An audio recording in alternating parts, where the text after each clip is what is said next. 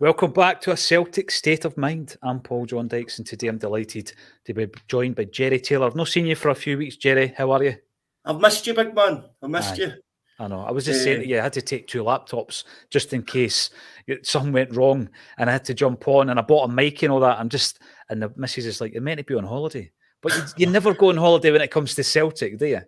You don't. Celtic's there forever. They're forever. They've got me through the past couple of weeks. Celtic's always going to be there. That's the thing.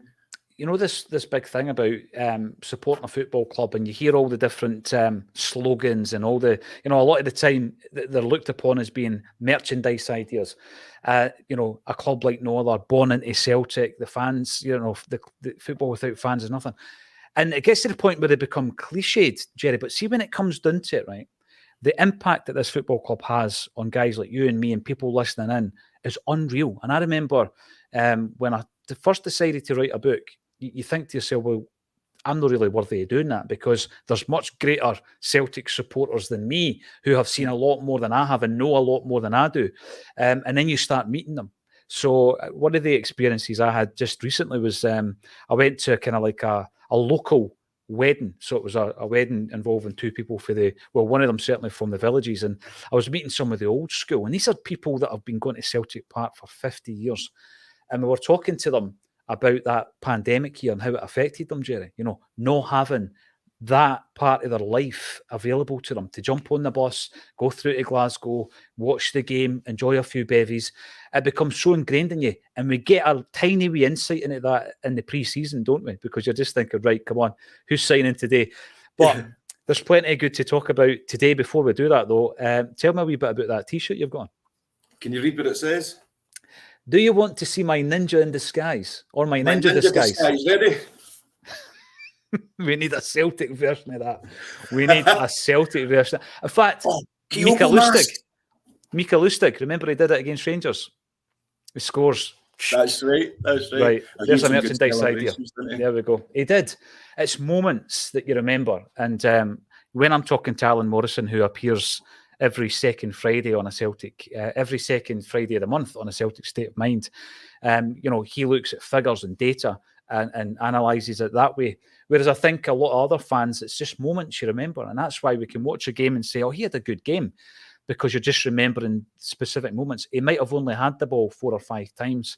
And that's the way I enjoy watching football. The analytical side, I think, would pull a lot of the enjoyment out of it. But one of the people I think that I just watch with my observer's hat on is Dyson Maeda.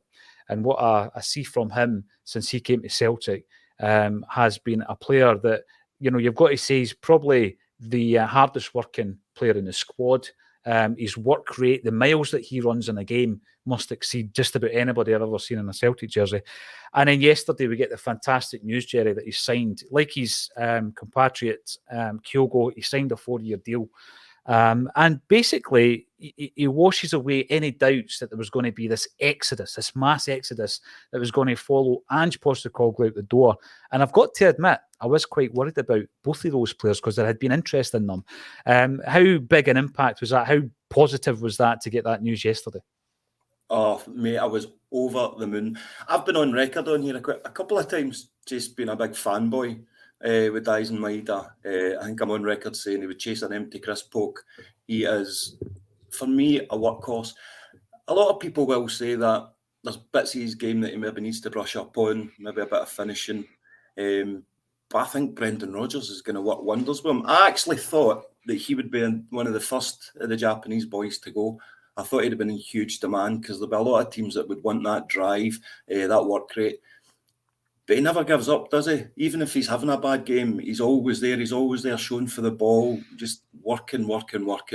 I am absolutely delighted that we've got the 2 of them over the line. Kind of feel like new signings. It's a strange one, isn't it? Just to get them tied down on those deals again. And hopefully they're here for the long run, the pair of them. Just delighted. I'm delighted as well. I think last season we've seen some interest, Jerry, from the likes of Southampton. It's absolutely no surprise that these players are going to be hitting the radars of big spending clubs. And so there was a slight concern. I think last season, you mentioned about the finishing, there was a couple of moments where you just thought to yourself, if you had added that to your game, Real Madrid being the big one, obviously. Yeah. But then, a lot of people in Acsom say to me that if you added that to the game, they wouldn't be at Celtic. And I get that as well, because it kind of changes the dynamic of the player. One of the finest moments last season from Maeda was, again, going back to that active nature of he never stops. I mean, he lived that mantra against Rangers. Remember, they all stopped thinking it was a free kick. No, Maeda gets it. And the turn to cross that ball without even looking over his shoulder to Jota was incredible. And obviously Jota has departed. I don't think officially you've had an opportunity to talk about that, Jerry, either. I haven't. No, I haven't. I've actually had it written down here, but my favourite Maeda moment was the exact moment you were talking about against Rangers. And I think we were too harsh on the Rangers' defence. I just think Maeda was that fast. He made them look slow. You know, like that guy in X-Men, when he just comes in and everyone slows down, he saves everyone from the explosion. That's how fast he is to be. It was definitely one of my favourite moments, and it just epitomised the whole "we never stop," didn't it? Definitely. Are we still going to use that? We're going to still use that. We never stop. Are we going to keep using that? I'm not. What's Brendan's one? What is it? Get to work. Begins. Let's get to work. Can't be saying that halfway through a season. I'm hoping we're at work by then. So, what was the other ones? We had. This is only the beginning with Lenny. Bring back the thunder. Bring back the thunder. Yeah, we had all that. And then obviously we had the Ronnie Roar and all this kind of stuff. They are gimmicks. They become gimmicks. I don't think they're intentional to begin with, but the marketing team jumps on top of them and they become gimmicks. Obviously, Jota has left the building. And I kind of, that feeds in to something that started filtering through yesterday, Jerry, about our financial position. Celtic, it's insane how within our game, which is, it's nowhere near being in the top 5 leagues in Europe. We totally accept that as Celtic fans. And within a relatively small country, that we're able to produce a football team, a football side, who can be this successful, not only on the park, which is what we're all interested in, right? But off the park, the way that this football club is run. And by the way, what I always say when we come up with these results, Celtic are not entitled to a penny of that. This does not happen by accident. You could probably go back to Fergus McCann taking over the club as being year zero. I mean, what advantage did we have at that point? All right, we had a fan base. But I mean, even the fan base was disenfranchised at that stage. Our average attendance was under 30,000 at that point when Fergus comes in. And we had a history and a tradition. That's what we had, right? But I mean, it was many, many years before. We had seen better days. So at that point, we got our act together. We built the stadium. We built a stadium that, if you were to look at the previous 10 seasons at Celtic Park, was too big for our fan base, our match-going fan base. But we built the stadium 60,000. It had the foresight, Fergus, to do that. And year on year, we have built the finances, the season ticket base, the kit deals, everything has been maximised and maximised. 8 years in a row, we've sold out the season tickets, Jerry. There's a waiting list. I've seen various different figures. I'm not sure how big the waiting list is. We have the player recruitment and trading model. At the moment, it looks like we've got it to a T. Just sold Jota for a rumoured 27 million quid, because the figure was 25 that was swimming about. In this transfer window, we could get more money for sales of Frimpong, who has got interest from AC Milan, Man United and Arsenal, and Tierney, who is interested in Newcastle and Aston Villa. We could bring in another 8 million quid. Jerry, it never stops. It's unbelievable how well run this football club is, because actually, when you look at the Scottish game and the market and all this kind of stuff, we are constantly punching above our weight. Touchwood. It's yesterday when it came out, I got the sense it was like, oh, by the way, we're richer than we thought. Yes. There you go. I've never woke up and thought that. In my 45 years on this planet, I've never thought that. The opposite, a few times. But it's like, to feel so comfortable, knowing that your club has the finances in order, knowing that Brendan's come in saying, look, we need to go up, we need to take another step up. With the finances, with the team, with the manager in place, you can only dream, can't you? I'm the worst for it, mate. We'll be winning the Champions League in my head next season. I buy into it all, but there's something really special building here. And that's not something fantasising in my head. You can see it week by week, month by month. The club gets more stable. The team seems to get better, and I'm really excited for the future. Really excited. You've got to be. I mean, the thing with that is, Jerry, it's like, we're not a club, let's say like Newcastle, where the finances have been flooded into the football club. It's all about every single income stream being maximised. There's the engagement, which often we are critical of when it comes to the club engaging with fans. There's that engagement which has to happen in order to build the trust between the fans and the club. And I think that has been repaired, because it was looking a bit flimsy, certainly through the pandemic. But there was loads of other circumstances surrounding that. And when you look at some of the arguments around where Celtic are, outgrowing Scottish football, for example, that's something that's always going to be on the horizon. It's always going to be a discussion point. And whether or not that happens in my lifetime, I'm not so sure, Jerry. I think there's so much politics that prevent it from happening. I felt that the pandemic and the financial nature of not just clubs, but certain leagues around the world, that might have created an opportunity for Celtic to play in a bigger, more expansive league. It might happen in my lifetime, I'm not sure. But I always see this argument about, if Celtic were to join, let's say, the English League, right, because it's been spoken about so often. If Celtic were to join the English League, there'd be a mid-table side, there'd be a championship side, all this kind of stuff. And I think that's absolute nonsense, because at the moment, what we don't have is we don't have the broadcasting revenue, right? And if we were to have that, then, we're then on the same kind of footing as these other clubs. And then you add the fact that we've got a much bigger fan base worldwide, and then that feeds into the merchandise side of it. There's also the allure of joining Celtic. I remember back in the day, Jerry, speaking to a lot of the ex-players who said, we were trying to sign players and then show them the training ground, and the training ground was Barrowfield. You went up, there was like a quagmire of mud, you know what I mean? It was like, and I think it was Ajax. Yeah, Ajax were coming to players in the early 80s in that fight, that famous game, that famous tie, and they were taken up to Barrowfield and didn't believe it was Celtic's training pitch. They refused to train there. They thought that we had given them some kind of public platform, go and just train over there. They did not believe that's where Celtic had trained. So, you've got all that kind of thing surrounding where we are as a football club. But I think we've now maximised it. There's going to come to a point where I don't think we're there yet, where we have completely maximised what we can achieve. I think that we've kind of touched on that domestically, 9 in a row, quadruple treble. It's like you've completed Scottish football at that stage. Yeah. So now I think that's why we now focus on Europe. But it's a fine balance, because how can you progress in Europe when, you are in this small kind of this bubble of Scottish football? Do you think Brendan Rodgers can improve on what we've been doing over the last couple of years? I believe he can. I hope he can. I think I was listening, I don't know if it was yesterday's podcast or the day before, where you were speaking about the model that we've been using, about basically the no-risk loaning Jota, CCV, giving them a try for a year, then going back. And that's the kind of no-risk model that's been helping us get this money and to get stability. And I'm with you. I don't want to see us going out now and starting 15 million maybe on a player. That's a risk, because it only takes that one bad sale to put you back the way again. So I'd like to see us continue. Obviously, maybe one signing, maybe over 8 million, 9 million. It'd be nice if they're proven. But I'd like to see them using the same model, because I think we are going to get better in Europe. I've said it continuously. I think about last season was the season I missed chances in the Champions League, and a lot of the players hadn't played in it before. So I'm really looking forward to seeing how they do this season. And Kyogo especially, he'll be chomping at the bit.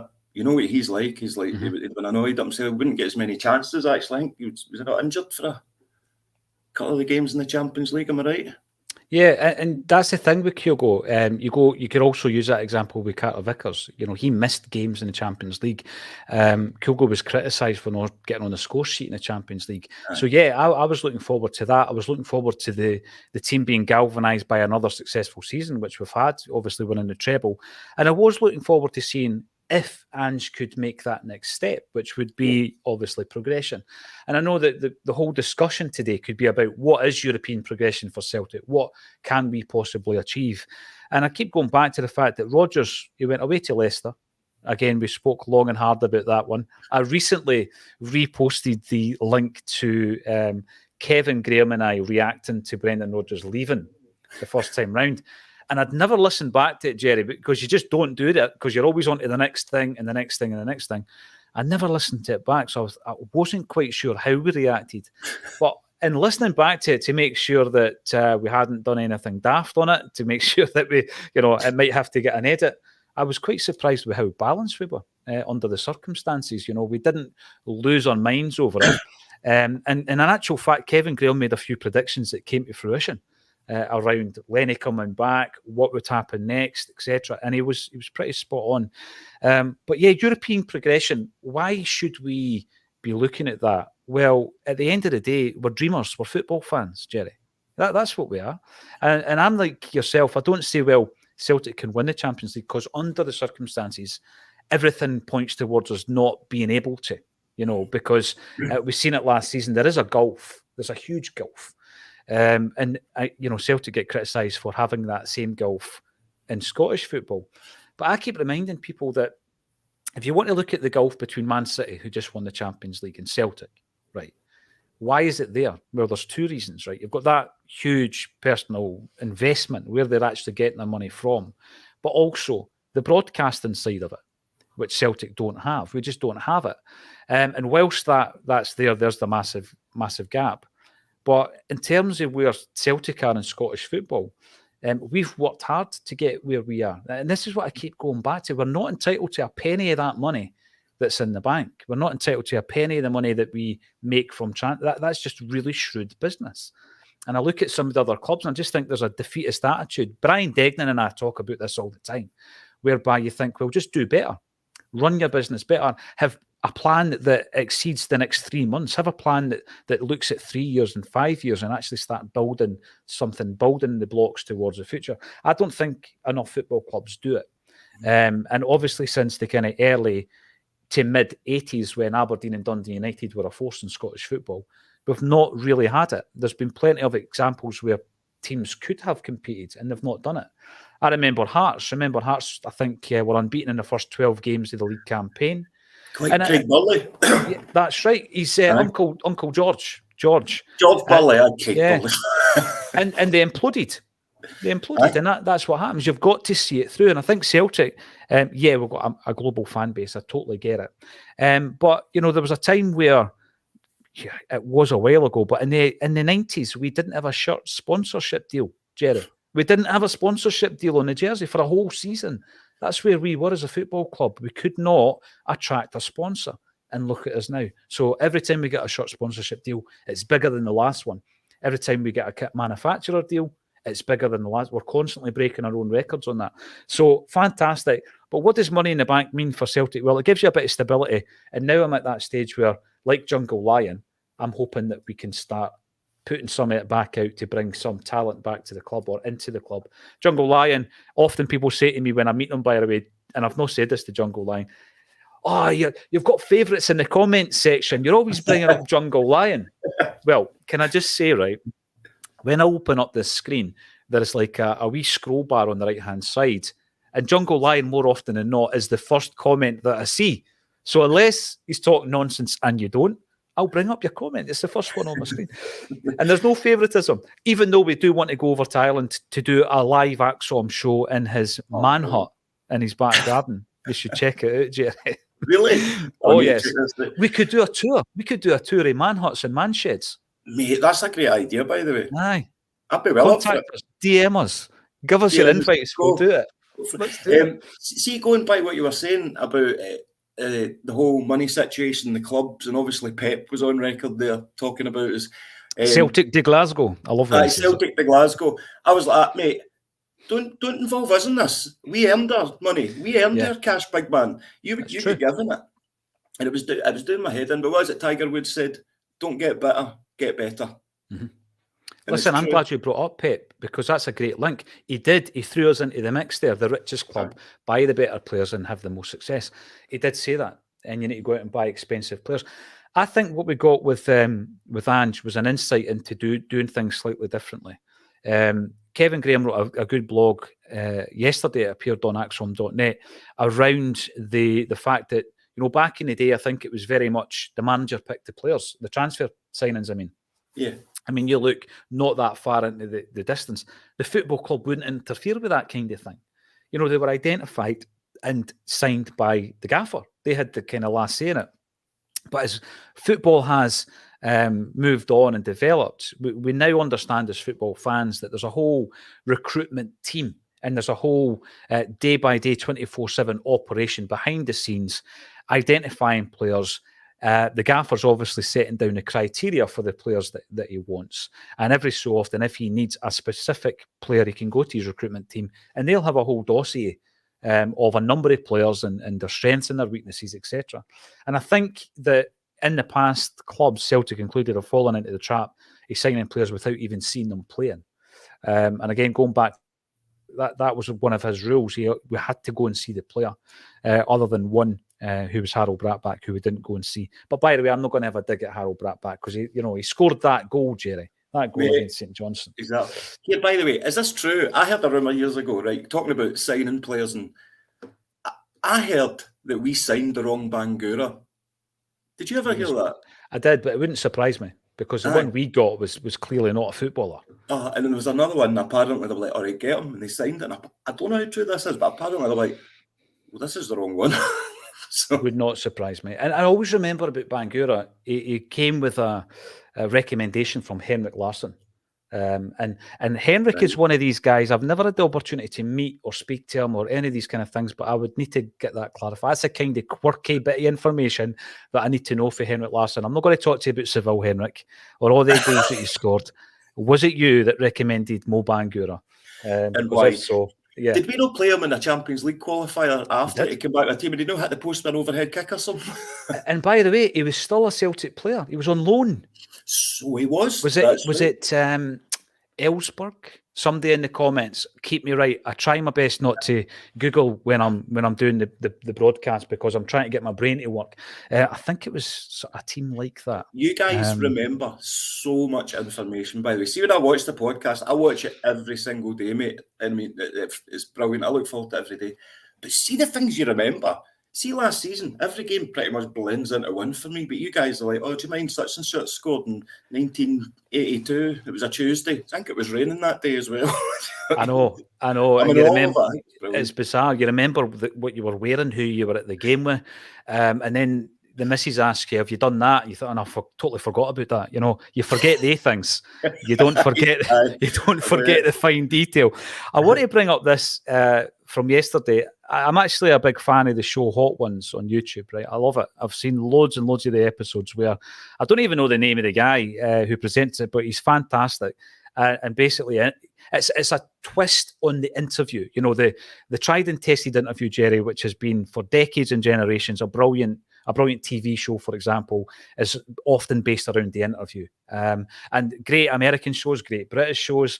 And I watch loads of interviews because it's something I'm passionate about. I love interviewing folk.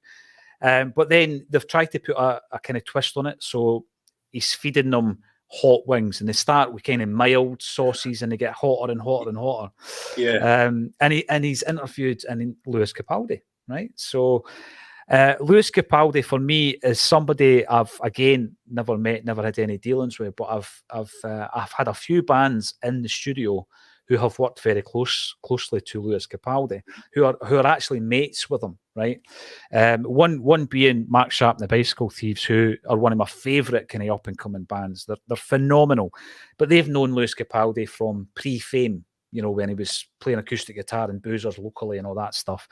And Lewis Capaldi never ever forgot that. So when he was doing like kind of global dates, he got the boys to support him, on some of the European legs of the tour and stuff like that. He's never forgotten them. But by the way, it's on merit as well because they're a phenomenal band. Check them out. Mark Sharp and the Bicycle Thieves, big Celtic fans as well, incidentally. And I seen that Capaldi was on the show. Did you watch it? Did you see the clips? I've seen clips. I've not seen the Capaldi clip. I've seen clips of people eating the wings and getting hot. And I remember watching it going, what's going on here? It's a great concept, by the way. Because I'll check it out. You should, because, and again, once you watch Lewis Capaldi's, you'll probably dig into all the previous episodes. They're all in there. Big Hollywood stars have done this. Anyway, the reason I bring it up is because Capaldi for me is brilliant, right? He's phenomenal. Love or loathe his music. What that boy has achieved is, and by the way, I don't loathe his music. It's a bit of a, it's one of these things. Aye, exactly. A guilty pleasure. To a lot the past couple of weeks. Yeah, it's good. It's good when you're at a certain frame of mind. I think it's a bit of guilty pleasure for me. And of course, he's never hidden his love for Celtic, as Lewis Capaldi. Now, he is asked by the presenter, whose name escapes me, and he's American. And he's like, so if I was to go to a Celtic football game, because he's not into football, right? And if I was to go there, what would be the chant? What would be your favourite chant? And Lewis starts singing Grace. It's a moment.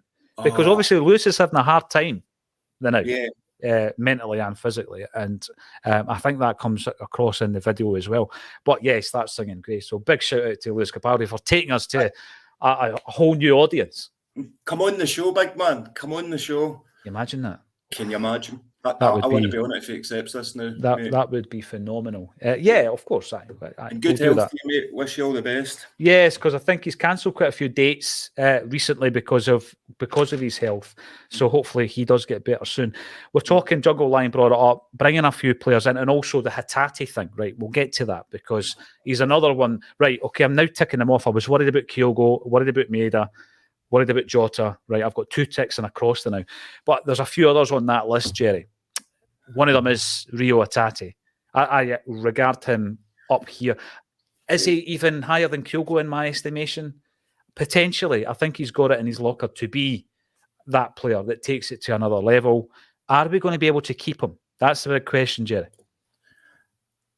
No, I don't think so. I don't think so. I look into things far too much. Why is he? Is there a reason he's not back at Celtic Park training with the rest of them? Well, I was reading yesterday because of the Joe Hart interview, which we'll talk about as well, how some of the international guys were not back. So I'm trying my best not to read too much into that and just thinking, well, there's a few players who've been on international duty and they've maybe been given a couple of days leeway here or there. But Hatate, for me, I keep going back to us being prepared to lose 1 or 2. Right, so let's say it's 2. And I think, as noted yesterday by JP, that the marketing team and the social media team, etc., are doing really well to, okay, there's a wee downside, there's a wee negative, I'm going to give you a positive, right? So the way I'm looking at it is we've had a couple of positives and we've had Brendan Rodgers cancelling out the Ange Postecoglou. Let's not follow that up with a negative, And Hatate is the one that I'm probably most concerned about. I think others in that bracket would be O'Reilly and Abada. People might say, well, what about Carter Vickers? I've not seen any speculation around Carter Vickers. I've not seen any interest from any other clubs around him. So at the moment, I'm quite solid on Carter Vickers. I think, he's going to be here next season. Of the 3 that I've mentioned, Hatate, Abada, O'Reilly, do you think Hatate's the one that we're going to have bids for? I think so. I think he's unreal. I think he could be one of our highest ever transfers. I think if he goes to Saudi, I'm hoping he's not staying over in Japan because it's closer to where he's moving to. I would hate to lose him, but I sincerely believe, I don't know what it is, I've got a gut feeling, I just think he's gone. Like you said, we've been getting some good news, and I don't know, do you try and work out, right, would they reveal Kyogo first, then Hatate, then Maeda, or why are they doing it that way? With Carter Vickers as well, do you know what I'm thinking? And it just hit me there, actually. He's just had his operation. Do you think there won't be a lot of teams will be wanting to bring him straight in? So they might go, right, let's see how he does after his operation for 6 months before we put a bid in, or a year. So we might, good point, might be lucky that way. I'm hoping that's the case because I don't like judging it on the last few games of the season, etc. And he was out and would won it basically, but it didn't look great at the back at times. So I'm hoping we can keep him. He's absolutely solid, man, isn't he? There were some moments where, he was throwing his body in front of things. And these are the moments that you remember. But again, his performances are certainly backed up with the data. Alan Morrison's got a great way of looking at centre halves and how they're scoring. And I remember you used to speak about how Chris Ayer was scoring so highly.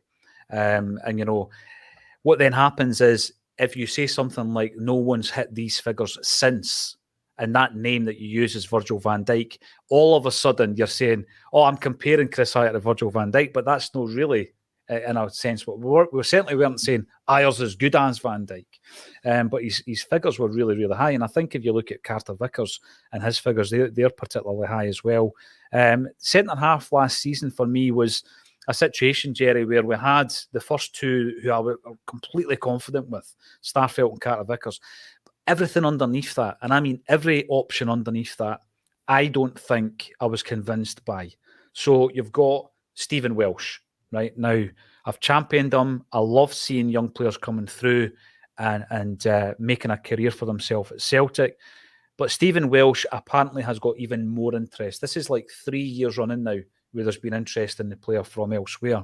And I think it's time for him to go away and craft a new life for himself somewhere else. I think Italy would be brilliant for him.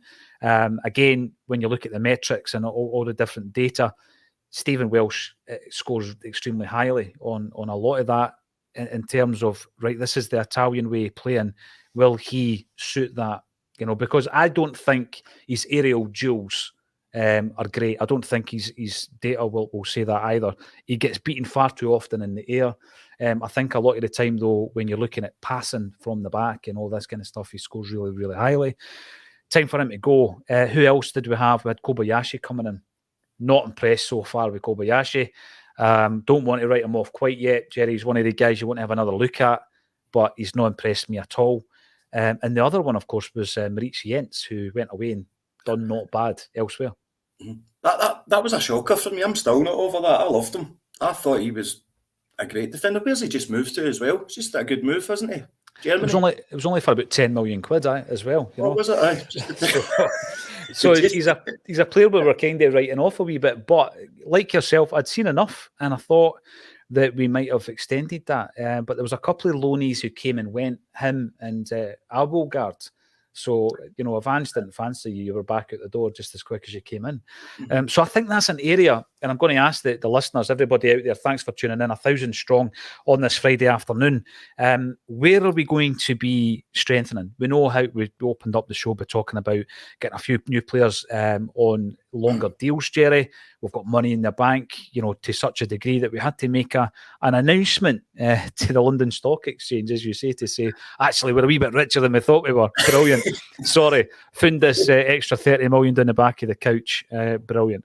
So it's like when you put a suit on, because obviously guys like you and me probably didn't wear them a lot, and you found a £20 note in the inside pocket. It's tremendous. Best feeling of the world. Best feeling of the world. Yeah. Do you know what I was going to say to you? See, we were talking the other day about who's Brendan Rodgers might get the best out of. Did you watch the video when they were training? And they were all coming by and he's shaking all their hands, and I think it was to Odin home. He's like, oh, have you had a little shave? Did you see that? I never saw it. Right, it's brilliant. So basically, Celtic's it's like maybe 30 seconds long, and it's like Brendan at work, right? So all the players are either coming into training, I think they're coming into training, and they're basically lined up one at a time, going by him, right? And he's like, how you doing? Oh, great. Give it a hug. And then he's like, Odin Holmes, oh, have you had a little shave? But then Bernabe comes to him, and Brendan Rodgers' eyes lit up, and he embraces him. Go and have a watch. I'm a body language person. You'll be the same. He's a writer, and he's a director, and I'm always looking at how people move, what their eyes look like, their mannerisms. I've got a sneaky feeling that Bernabe's going to be a big player under Brendan Rodgers. That's really interesting. That's interesting. I didn't think he was suited to the inverted fullback, I've got to say. I don't think he was suited to that. But again, we had a discussion the other day there, Jerry, talking about whether or not we're going to stick to that. Someone pointed out that there was a spell at Liverpool where Brennan did play with inverted fullbacks. That'll be interesting because we're talking about, you know, the revitalisation of Celtic careers. Bernabe, you've just mentioned there. That'll be an interesting one. I threw in O. I think I've even mentioned Hart. I want to talk about Hart as well. But you've just reminded me of something talking about the gaffer there with the player having a shave. I was doing some research a few years back with Graham Morrison. Now, Graham's about the same age as me, and he very, very sadly passed away through cancer a few years ago, but he played with Celtic way back. Well, I say way back, it was 1990s. He played with Celtic, right? As a youth player, came through the ranks, captained the reserves, all that stuff. Never quite broke through. He went on to play with Morton and Queen's Park and a few other teams. But he set up an interview for me, and the interview was with Frank Connor, who also has very sadly passed on not that long ago. Now, Frank Connor was in and around Celtic over a few different spells in various different positions. He was Davy Hayes' assistant manager, and he was there or thereabouts. And I remember when, in between Liam Brady and Lou McCarry, there was a period of 3 games when Frank Connor basically managed the side, right? I think if you look at the official figures, it might give him 2 of the games. But when Lou McCarry came in, Frank Connor still dealt with the team for the first game under Lou, which was against Rangers at Ibrox. We beat them 2-1. And Graham Morrison hadn't seen him for years, but he was basically the guy who used to look after the reserve team and all that as well. And all the way through, Graham was talking about the fact that he hadn't had a shave. This is Gen Up. This was 20 years after Frank Connor had been his manager at Celtic. He says, I can't believe I never had time for a shave. Can't believe it. He was actually worried about not having a shave on the way through to his old manager who managed him 20 years before. He says, you watch this, Paul. And he's chapped on Frank Connor's door. And as soon as the door opened, Frank pulled him up for not having a shave. Oh, really? Proper old school mentality of a manager. And I think Jock's team is big on that as well. You know, you had to have permission to grow a beard, a la Danny McGrain. I had a shave again, cut lumps at myself. The Acsom shave, you better make sure you're shaved for Acsom. Brilliant. Exactly. Celtic follower, you are commenting on YouTube. Anybody out there who wishes to get involved in the chat, and we talk about all things Celtic, all you need to do is subscribe to the YouTube channel. It's absolutely free. And you can get involved in a discussion.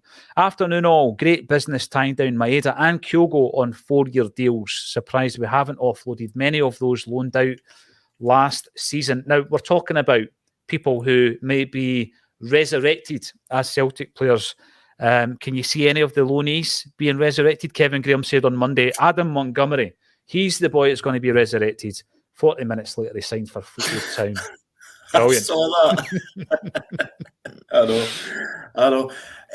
I think I would have agreed with him as well. I think Montgomery's a great player, but I can't see. I don't think, this might sound harsh, I don't think I want to see any of them come through. Mm-hmm. I want something fresh. I think a lot of talk about Mikey Johnson, especially with that Ireland performance, and Brendan likes him, doesn't he? He likes him. So I think if anyone, they would see a kind of Phoenix kind of for the Flames type thing, it might be Mikey Johnson. I suppose I wouldn't be against that, but who am I to judge? I really can't see anyone. I think we're going to get some new players in, keep the core that we've got, and then try and get rid of a lot of the. I don't like saying deadwood. It's quite disrespectful at times, but I suppose there's no other word for it. But it's time to move them on. But it's not as easy. I mean, you'd like to see them all going, but as soon as they say, "Can you move on for less money, please?" No. Let's call them driftwood. There you go. Driftwood. Listen, like Jerry, you know what we could do, right? And by the way, a few people have asked me on the socials if we have a Threads page. And my kind of response to that is I need to figure out what Threads is before I build an Acsom page around it. But yes, Threads. I've not even got onto TikTok yet. Never mind Instagram. So one of these days when I come in, I've got a wee hour to spare in here. I'm going to set up all 3 of them. And if anybody knows how to use TikTok, give me a shout, because I think you could probably use a video. You could probably create a video, Jerry, of Acsom talking about Mikey Johnston being in the Last Chance Saloon for the last 3 pre-seasons. Do you think Mikey Johnston's going to be the player this year? And it's happened 3 years in a row. 3 years in a row that's happened with Mikey. It's still happening. So there comes a point where you just think, you know what? It's not happening for you, Mikey. Time to move on, son. And I think that his loan deal proved that getting games is what these guys need. He started getting games and he broke into the Ireland team. You know, the reason he's an international footballer is because of the games he was playing when he was on loan in Portugal. He would never have got that. He would never have made that breakthrough, Jerry, being, you know, a sub for Celtic and getting 9 minutes here and there. So I think that to Mikey and to Stephen Welsh and to any of the other players who have got maybe time on the side age-wise, go out and play football. You do not want to be one of these players who, you know, you get to the age of 26 and you made 100 appearances. It's no good for a footballer because they'll stagnate.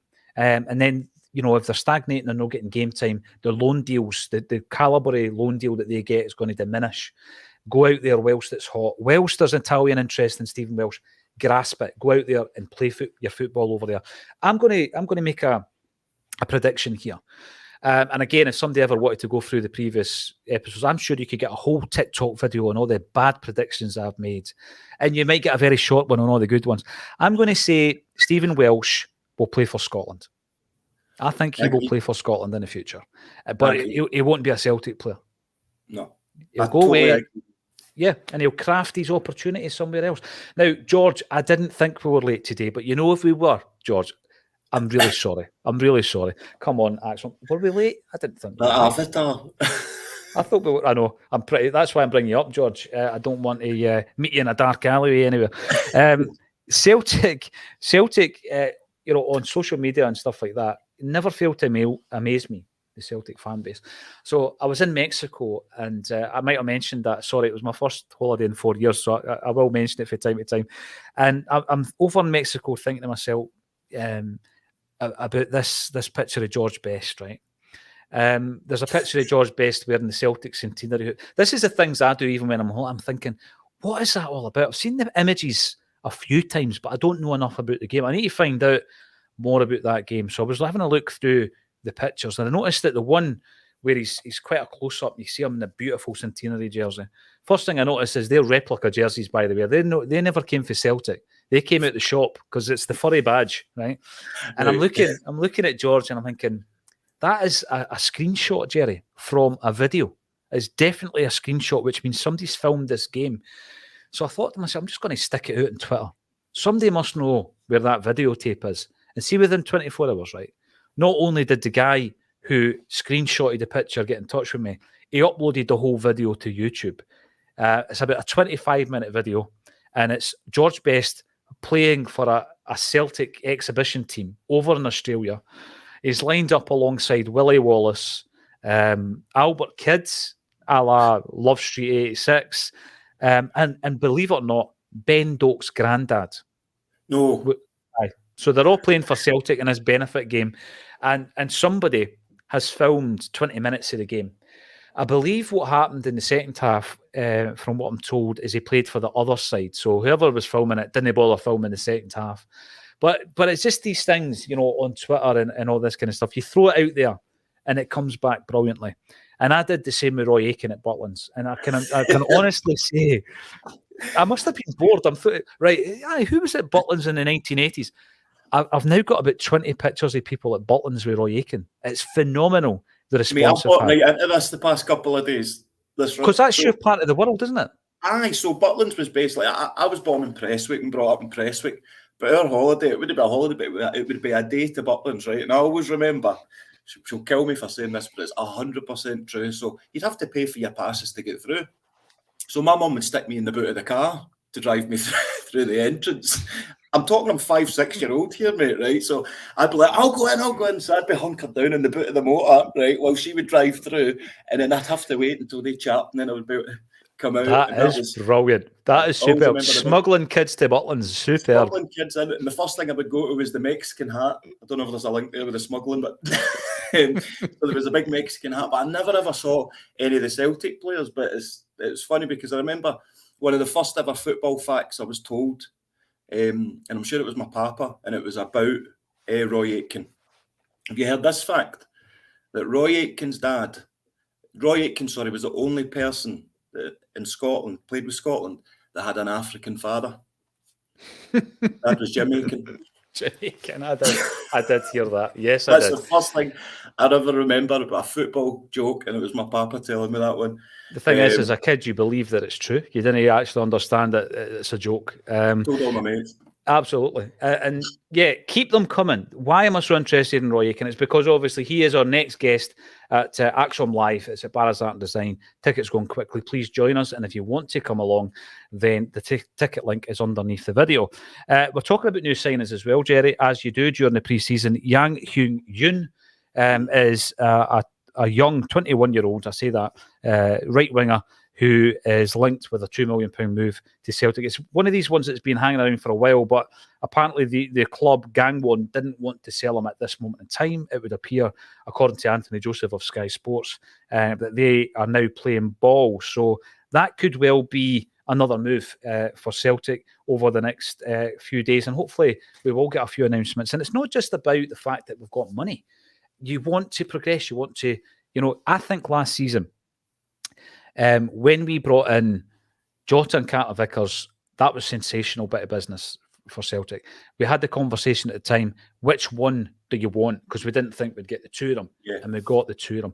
So it's about strengthening, and I think we strengthened further with the acquisitions of Johnston, and I'm going to say I don't think we've seen it all yet from but I think that he's been a good buy. And there's also an argument to say that there was quite a few players from last campaign that we brought in who didn't really shine that Ange brought in. It also brings Monty Moy. He was also a good signing. Are there any signings from last season that you think might show their true colours this time round? I'm thinking Iwata, for example. That's exactly who I was going to say myself, mate. Iwata. I'm quite excited. I always kind of thought it was big in Ange's plans, and I always thought he was brought in for a bit more this season than last season. I think bedding him in last season, I think we're going to see a lot more of him. I like him as a player, not as a centre-back, but yeah, I'm looking forward to seeing more of him as well. And I think somebody actually, I can't remember who said it on the show the other day, not that he needs to get better, but Adam Johnson as well, I think is going to be a huge player for us this season also. Well, I know he was a big role anyway. I know that he wasn't kind of in the behind the scenes or anything like that, but I think we're going to see a lot of him. I've been calling him Anthony Johnston. I heard that, mate. You've just called him Adam. You've just called him Adam. No, What is it about Alistair Johnson? I can't say that. I know. We'll delete that. Alistair Johnston. Alistair Johnston. Remember we were talking about him on the podium after Angie, or during Angie's speech rather. I'm losing the ability to speak. And you, as well as a body language expert, you read his lips, didn't you? And you said, he's gone. You said to him, he's gone. And yeah, you were right, Alistair. What was it you thought he said? He's the Don. He's the Don. He's no longer the Don. I take that back. Right, here we go. John Sweeney. We need the defence improved with a goalkeeper, centre half, and someone better than Taylor. Right, let's look at this then, at this point from John. Goalkeeper. Joe Hart spoke yesterday on Celtic TV. I always think he comes across brilliantly. There's been at least one occasion where we've been invited along to the fan media conference, and Joe Hart has been the guy doing the talking. I think he's turned around a lot of people's perceptions of him, not just as a player, but as a person. There was a lot of people who didn't quite like him when he came to Celtic, a few of the Acsom contributors. I thought he was brilliant talking yesterday. And there's always this wee bit, and I like this about him, right? It's maybe something that people didn't like about him. I think it's not arrogance, Jerry. He knows his value. He knows what he's achieved in the game, right? So sometimes when he gets questions, he's not defensive, but he puts them right. It's like, I don't have to prove that I'm a successful goalkeeper who's played at the highest level, but he does want to improve on the performances at Celtic. I think he was fielding the questions like a pro, but I would agree with John insofar as I think he needs competition. I don't think that the two goalies that are on the books, and I know we have young Toby Uwulayemi also at the club, but his loan deal didn't work out due to a few reasons last season. But if you're looking at first-team goalies, you've got Joe Hart, you've got Siegrist, and you've got Scott Bain. Hazard's about to seal a deal to Plymouth Argyle. Barkas is out the building. Has Bain or Siegrist challenged Joe Hart for the goalie's jersey? No, nowhere near it. So what do we do? Do we run with the three? Does he need competition? Someone who you might actually bring in as a first choice, and then him and Joe Hart are fighting for the gloves. Yeah, I agree. I don't think there's enough quality competition for Joe Hart to be worried at all. Not that you want to worry your goalkeeper, but you've always got to have that. I mean, I was a goalkeeper myself, and knowing that there's another keeper on the sidelines that's just as good or maybe even better than you, your concentration goes up, and that's talking from experience. I mean, I wasn't the best goalkeeper, but you need that pressure to play better. I think with Joe Hart, did you notice in his interviews as well? Was it just me? It looks like he's bulked up a bit as well. Yeah, I was looking at his arms, I've got to say, because obviously he likes his tattoos, doesn't he? He does. He's massive big sleeve, yeah. He looks big, but do you know something? You swayed me. It was funny when you were on holiday. I literally had just been saying about I don't think Joe Hart's going to fit into Brendan Rodgers' system, and then literally as I'm saying it, ping, your comment comes up going the opposite. Saying I think that Brendan will actually get. And do you know what? I went away and had a think about it, and perhaps you could be right. He might thrive under Brendan, and you always get as a goalkeeper, you get that peak, real peak, that one-off season, 2 seasons where just nothing's going by you. That could be this season. It could be. He's a good shot stopper. My biggest thing always has been he's a great goalkeeper, but I haven't seen him winning. There's enough points yet. He hasn't literally clawed us back into a match. When you look at the Fraser Fosters against Lazio, that save that he pulled off in the last minute was basically he had no right to save it, and I don't think I can ever remember a save Joe Hart's made that I've said he had no right to save that. Maybe one against, who was it? Can't remember. But we've also got to remember this. When Joe Hart came in, our goalkeeper before him, Barkas, was so bad. Yeah. When Joe Hart's first game, when he made just an average save, the place erupted. Do you remember that? Just a save, any save.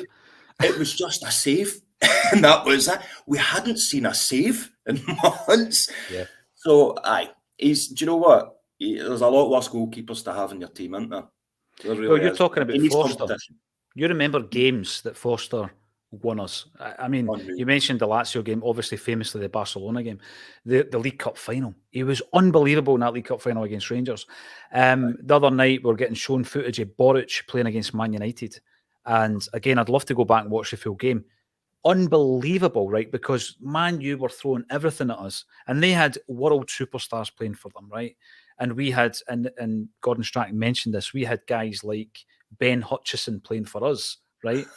You remember him? Honestly, their forward line, they had Ronaldo and Rooney and Tevez, unbelievable skill in their ranks. And Boric was saving shot after shot. It was unreal.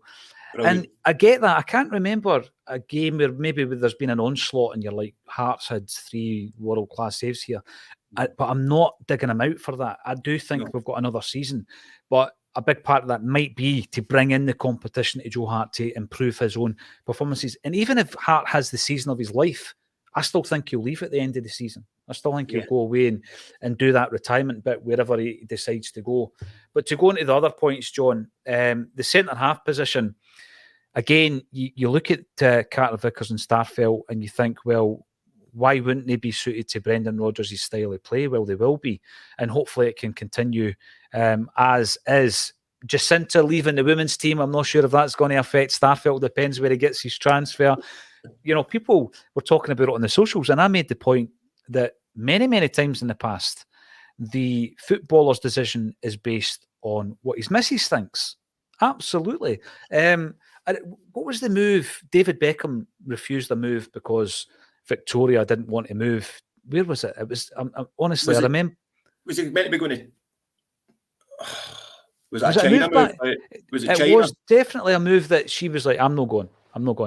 The other one I used the example of was George Cadet, who had refused to come back from Portugal during the pre-season when Wim Janssen took over. Jock Brown flew over to his villa in Portugal to talk him out of it and say, listen, you're still our player. Come back. We're going to sign this guy called Henrik Larsson. We reckon that you could maybe have a partnership with him. The Swedish guy with dreadlocks. Could be a good partnership. The mind boggles. Anyway, he agreed. I'm coming back. I'm committed. I'm a Celtic player. But Jock Brown, I interviewed him actually. But unfortunately, what happened that day was I interviewed him in a public space. And when I got home and listened to the interview, the quality was rubbish. It's still sitting on my laptop. And I never put it anywhere. But sometime later, Callum McFadden interviewed Jock Brown and he told the story. So seek it out on Callum's podcast. You'll find Callum on Twitter. And he tells the story pretty much word for word the way he said it to me as well. He said that when they were in the villa, George was very open and all the rest of it. But as soon as his wife or his partner walked into the room, he was a kind of different beast and he wasn't giving too much away. And Jock thought that was a bit strange, So he jumps on the plane, he comes home, And as soon as he puts his mobile phone on upon returning to Glasgow, there was all these missed calls and voice messages, and Josh Cadet was crying on the other end of the phone, saying, I can't come back. And of course, he ended up going to Celta Vigo, I think. So it does affect players' decisions. Of course it does, Jerry. That's life. I mean, I'm sure there's plenty of men out there that are absolutely petrified of their good lady, and they rule the roost a lot of them, and quite rightly so as well. I mean, I think to move your family about all the time, it's going to have that effect on them. So a huge impact if somebody's married or even a girlfriend. Let's face it. No, you're right. But by the way, I know we've not spoken actually about the exodus that seems to be occurring with the Celtic women's team. There's a lot of players leaving. A lot of folk are questioning that. Where's the ambition there, Jerry? And I know that there's been an announcement today that we have got. Let me just double check the player who has signed on a long-term deal. Kelly Clark. Yep, captain's re-signed, skipper signed. We've also, did we not sign a player from, is it Morocco yesterday? Yeah, saw that yesterday, yeah. Day before, so I don't know, is it a rebuild to push even further, or is it a case of we're not putting as much focus into the team? I hope it's not the latter, because I've started to really get right into the games now, so I want to start this year learning the players' names, because I think I've been quite disrespectful that way. If I'm going to support the team, I've got to start learning all the players' names as well. But I'm hoping there's no a mass exodus. The past couple of days have been a bit more positive in that way, so hopefully it keeps going up the way instead of back the way now. We started covering the games during the pandemic, and obviously the TV coverage helps a great deal. But when you're watching it, you don't think about like the game against Rangers at Celtic Park. When they had 20,000. Unbelievable. You don't think about anything other than you want Celtic to win, right? That's all you're thinking about when you're watching the game, and that's the important thing. But I just feel this pre-season so far, unless there's going to be a huge influx of more players coming in, it has been a bit of a concern, and that's been backed up by the fact that the budget that Celtic have for the women's team is nowhere near the budget of Rangers or Glasgow City, or indeed Hibs. So although we've done really, really well, I think that's down to a few things, and in particular down to the management, Fran Alonso. What the job he's done has been incredible. So yeah, we need to take it seriously. We need to continually invest in it, because it's a game that's going to progress and get bigger and get better, and Celtic need to be at the forefront of that. We can't just pretend and play it kind of like lip service, and then obviously once it comes down to the nitty-gritty, players are leaving because they can get a better wage at Hibs. We can't have that. No, definitely. John Sweeney also mentions Taylor. What's your thoughts on that? Is it a bit harsh on Taylor, do you think, Jerry? Your namesake? I know. Well, that was the thing that I loved it. I've always wanted to hear Taylor signs for Celtic, so when that happened, I was tweeting that all over the place. What chance have I got with Lyndon Dykes, Probably no chance. I know. I absolutely love the boy. I'm big on watching all the Celtic content like yourself, and watching all the interviews that they do. I don't know if you saw him, and he was interviewing Matt O'Reilly. Have you seen that one? I never watched that, actually. Mate, see if you can see all the Greg Taylor content that Celtic's released over the past couple of months.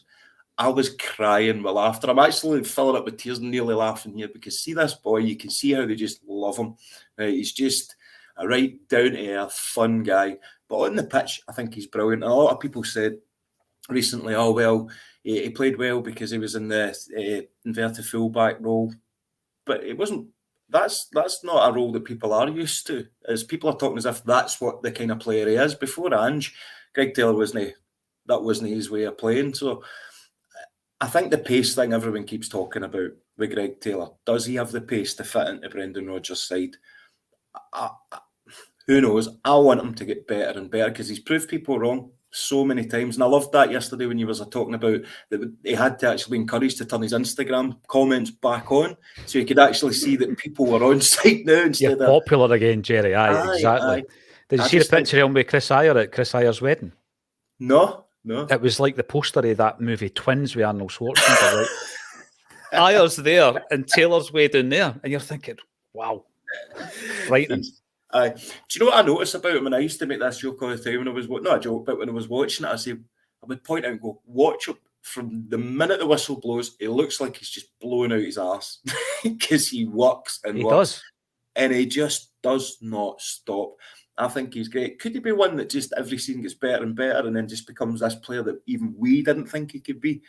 But if he keeps doing what he did last season, get a little bit better, and hopefully we can keep a hold of him, because I do have a soft spot, and it's not just because we share the same name. Another player, I want to mention this one because at 4:30 today up at Celtic Park, Laura Bradburn of Acsom will be part of the fan media conference with Marco Tilio. And he's a player that, like anyone else, I've been looking at the show reels, I've been looking at the action. I know that you're a big fan of the way that he was able to keep the ball in the park. That was sensational. I can't stop watching that. How do you practice that? He must have done some long-term jammies. You can't bend that way. I can't even get out of my bed with it. That was unreal. It looks brilliant. And just today I was looking at the fact that he's the biggest export in terms of transfer fee out of the A-League in Australia. He's a player that's been much and long championed by Jared of Celtic Down Under. And we're going to get a chance to ask him a question. What would you ask Marco Tilio? I said to Laura, probably something around Harry Kewell, because Harry Kewell's a big hero over there for young kids coming through. There's a Harry Kewell award, that he was in the running for. Marco Tilio has been in the running a couple of times for that, and he's now coming to Celtic, and he's going to be working with Kewell, and Kewell will be working with the offensive players, I'm guessing. So, that my question would be around that. Looking forward to working with Harry Kewell. Is there anything you'd like to ask him, Jerry? How'd you keep that going? How do you practice that? Oh God, you put me in the spot here. What would I ask him? He played with Aaron Roy at the World Cup as well, but I wouldn't, right? I would like to ask him, did you know about the transfer when Ange was the manager? And did you think you were coming to work under Ange? And how do you feel now that it's under Brendan Rodgers? But I don't think they would be able to answer that one, would they? It would be an interesting one to ask him. I think that, again, going back to Kevin Graham's blog yesterday on Acsom.net, he spoke about, this legacy signing thing whereby the recruitment team might be kind of down the road with a signing and then a manager comes in. And I think the point Kevin made was the manager still has a final say on it. Unless the contract's signed, we could be right down the line. We could have been talking about fees and all that, but the manager still has an opportunity to say, actually, I don't fancy that player. I'm pretty sure when you look at the makeup of the move, Citigroup team, Ange Postecoglou, Australia, yeah, absolutely. It's got Ange's fingerprints all over it. But yes, where are you looking forward to playing under Ange?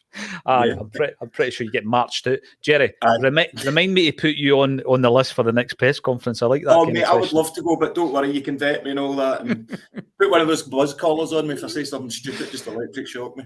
No, listen, I think it was one of these things. It was introduced in that very small window of opportunity when Don Mackay came into Celtic as the CEO, and he wanted very much to integrate fan media into Celtic. And I think what he probably saw was that and I'm not saying any of us are enemies, but keep these guys close to you because we might need their help at some point. I think that was maybe his thinking. They've probably looked at the pandemic and thought, you know what, if all the fan media outlets are all saying Celtic are doing something wrong, that can be quite a powerful message. Maybe we should get them tighter. And if that was the reason initially, fair play. But I think that every single one of us, certainly at Acsom, I can speak for Acsom, we still go about our business the same way. We're not going to follow a narrative because we think, we might not get into the next fan media press conference. We've got to have an honest conversation about Celtic. And if we disagree with what they're doing, like the new home top, we're going to have to say it, Jerry. I mean, I'm sorry. It's rotten. I don't like it. I'm Team U on this one, mate. What? I just don't...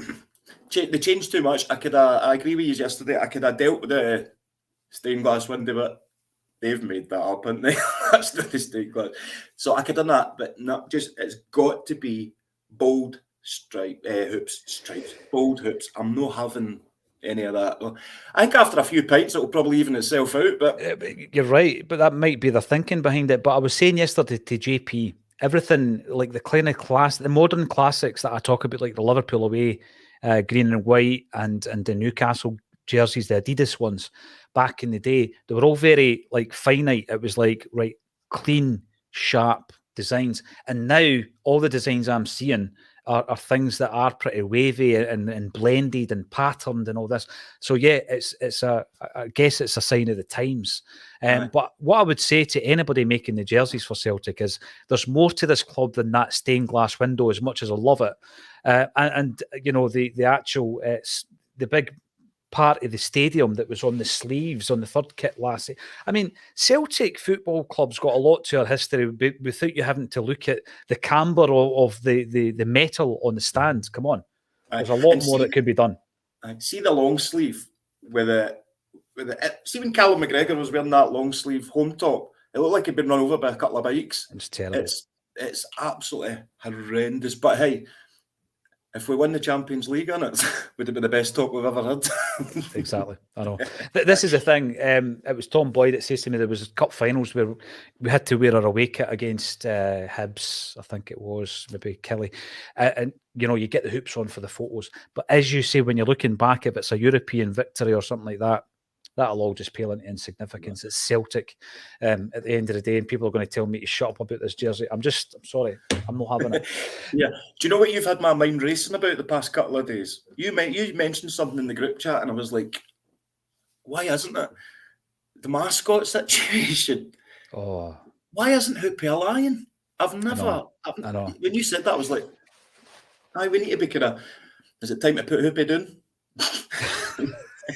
Thing is, we could probably do it in a funny way on the socials and all that kind of stuff. I had a really interesting experience in here one night in the studio, right? We used to help the boys out at Clyde. They'd done their official podcast out of the studio for a wee while, actually, a couple of years, maybe a year and a half. And one of the boys, good lad, Paul, he was also the mascot. He was the guy in the Clyde suit, right? He used to do it. But the thing is, Jerry, this is a comedy sketch somewhere along the line, because he was telling me about the fact that there's a WhatsApp group for all the mascots in Scottish football and everything. No, I'm like, what does the mascot group talk about on a Friday night? What's the controversy amongst the mascots in Scottish football? Seriously. I hope one of the day trips, But then all the politics start coming into it, you know. And then I've got a vision of the two mascots at a game with the hats off. They're having a smoke, you know, moaning about some kind of mascot politics. But the Hoopy Hound, for me, as much as the kids maybe, and my bairn's got the toys and all that, it's got to be a lion. It's got to be a Lisbon lion, isn't it? Mate, I just don't. It blew my mind the other day. But here, do you think you could make this happen? Do you think you could? Like, I'm a performer. Do you think I could be the Celtic mascot for one day? I'm sure just you to get could. that. Could we make that happen? Aye, because, you know, I don't think they're that precious about it. There's probably been a few people in that outfit that would surprise you. You've been in it, haven't you? Last minute, no, I have not. Don't start that rumour. That will spread. Listen, ladies and gentlemen. We've got sorrow in it. That's how we've been utilising them. Yeah, Conor Hazard for the last 18 months has been the mascot. But listen, thank you all for getting involved. What do you think about the Celtic mascot situation? We're in pre-season. Is this the level of our conversation? Yes, I'm sorry it is, until we sign another player. Marco Tilio is going to be obviously at the press conference at 4:30. What would you like to ask him? Let us know in the comments section. We've still got time to send the questions over to Laura. And anything else that is burning a hole in your head in relation to Celtic, let us know all about it. Thanks everybody for getting involved, and thank you, Jerry Taylor, for joining me on A Celtic State of Mind. Thanks, mate.